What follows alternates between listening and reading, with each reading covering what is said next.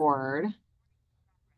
So we have Kayla at the White House. She's talking to certain members of the cabinet. We want to focus on foreign policy, State Department stuff, obviously, with you. So first question is just, you just said it's been quite the year. Talk a little bit about kind of what sticks out to you from this past year. Well, I think the biggest thing has been this change in perspective from the previous administration to this one about putting America first. There was a standard that was really directed to us, explained to us by the Secretary the first day he started in the job, saying every decision we make is about, does it make America safer, stronger, or more prosperous?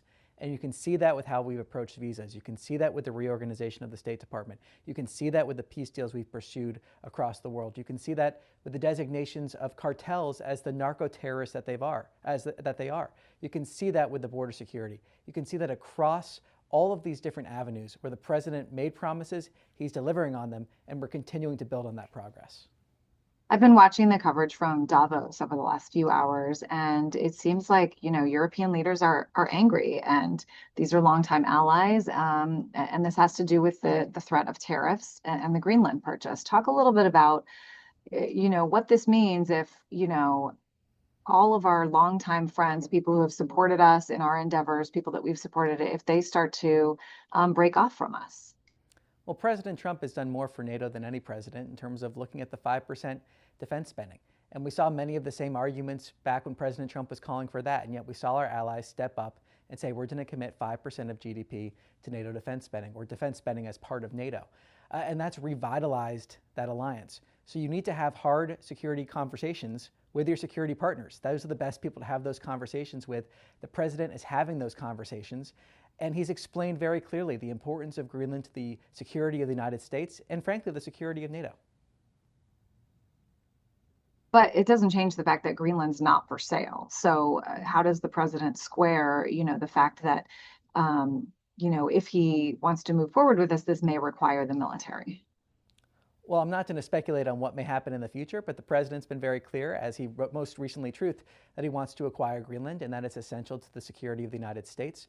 And like I said, the security of NATO as a whole. The Arctic is especially important to face modern threats.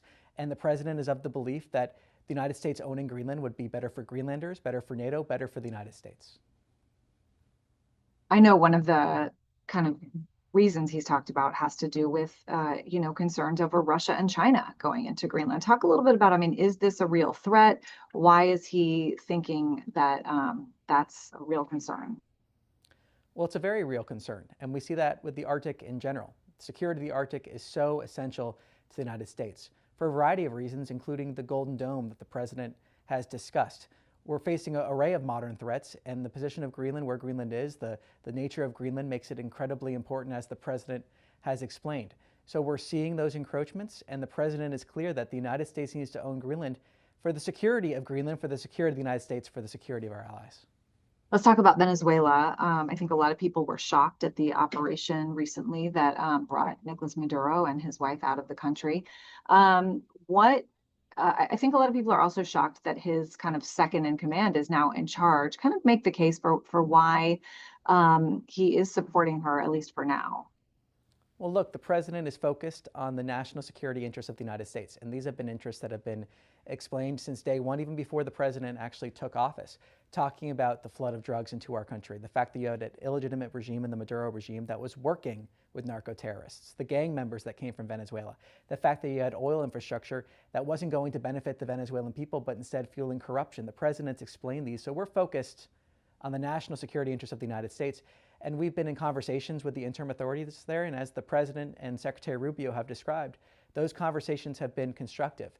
The secretary also outlined a three-phase approach here in terms of what's next for Venezuela.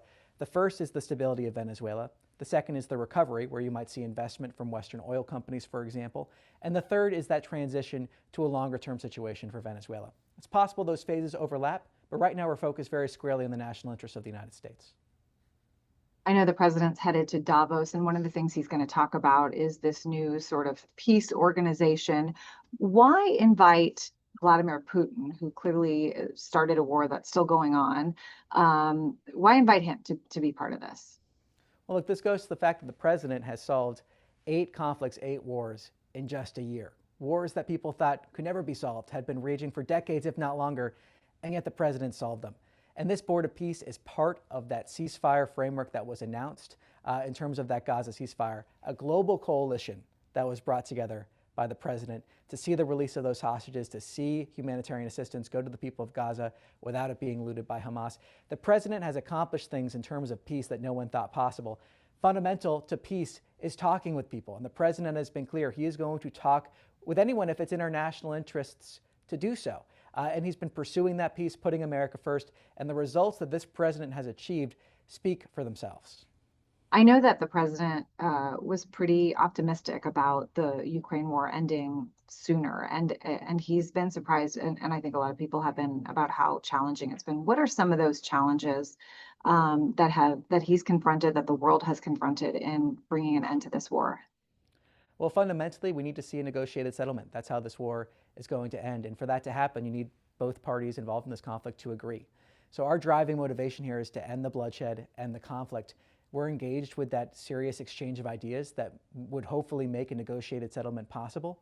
And we're trying to see progress there. Ultimately, this is up to the parties, and the president's been clear that our driving motivation, again, here is to end the bloodshed, end the conflict. And we've seen engagement from the highest levels of this administration to try to make that a reality. For those who have been doing these negotiations, I mean, is it apparent that Russia actually wants the war to end? Clearly, Ukraine has made it clear they do. I'm not going to judge motivations or comment on these sensitive, dynamic diplomatic conversations, but we've seen that engagement from the highest levels of this administration, again, for the driving goal of ending the bloodshed, ending the conflict. And then I do a lot of these Minnesota stories. I know that's not under your purview, but I know that there has been at least some suggestions, some accusations that some of the money that has been made during these fraud scandals has gone actually overseas to maybe even Al-Shabaab. What has the State Department done to try to make sure that is no longer happening, if it in fact was? Well, look, this is, as a complex issue, I would refer to DOJ and others for the tracking of that money and the authorities there. But what I can say from a State Department perspective, when we see designations that we have here at the State Department, we've seen a number of different organizations designated as terrorist groups under this administration. That opens up a variety of tools to allow us to stop the material support of those groups. We've seen the designation of Antifa groups, for example. We've seen the designation of cartels. We've seen the designation of certain chapters of the Muslim Brotherhood. So the State Department's determined to identify groups that threaten our interests, designate them where appropriate, where it's in line with our policy, opening up those tools to enforce and defend our interests and make sure that there's not material support going to those groups. And then also kind of a separate issue here when it comes to people coming to this country relying on cash benefits. We have seen action from the State Department to pause the immigrant visa processing from 75 countries where their nationals rely on a high amount of welfare at unacceptable rates. We're pausing that until we can make sure we have the processes in place to make sure that people coming to this country on those immigrant visas will not become a public charge of the United States, meaning they will not rely on cash benefits from the American people. So we have that pause in place to make sure we're living up to that policy. And then just last question, to what extent is, the president not receiving the Nobel Peace Prize? To what extent does that play a role in how he's moving forward, both with Greenland and other foreign policy issues? Well, the president spoke to this. He said that his main driving motivation here is peace and also putting America first. And we've seen him live up to that every single day over the past year. Putting America first from a security perspective, the fact that we are stronger, more prosperous than ever, the trillions of investment coming in, the trade agreements he's been able to sign, the cooperation with our partners to end the era of mass migration, while also pursuing that peace in so many different areas around the world, the 8 conflicts that I mentioned, and building on that progress to see lasting peace and prosperity. Thank you so much. Is there any topics you wanted to touch upon that we didn't get to? I think an important thing in terms of border security is visa security.